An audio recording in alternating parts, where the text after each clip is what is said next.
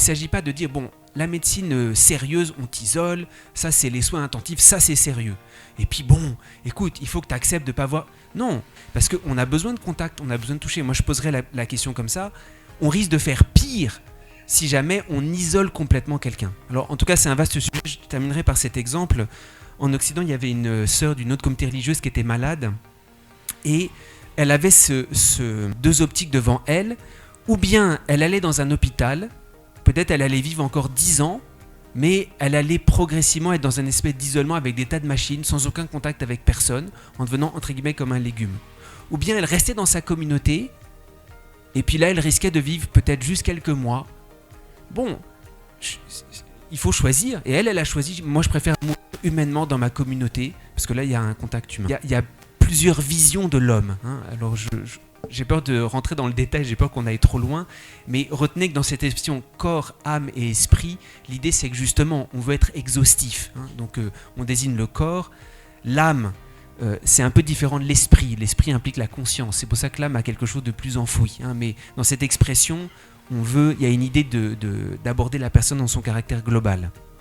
Ensuite il y avait cette interrogation, les médicaments soignent, Dieu guérit.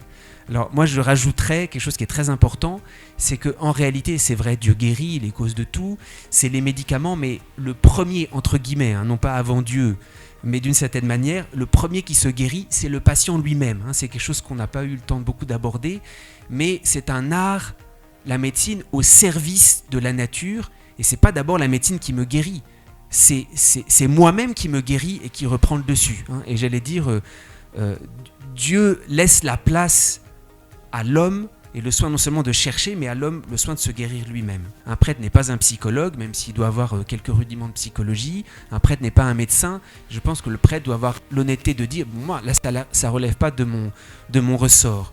Par contre, ce que j'ai expérimenté, c'est que dans ce côté holistique, il y a une maladie qui est quand même très répandue, c'est la drépanocytose, hein. Souvent, on est amené à accompagner.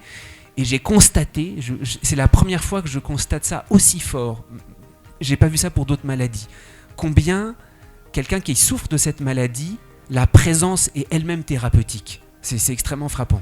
Il y a d'autres maladies, bon, peut-être c'est plus indirect, mais moi j'ai été frappé pour devoir accompagner plusieurs personnes qui souffrent de cette maladie. Juste le fait d'être présent, parfois, ça permet à la personne déjà de se retrouver, d'évacuer le stress, et puis corporellement de commencer à être guéri.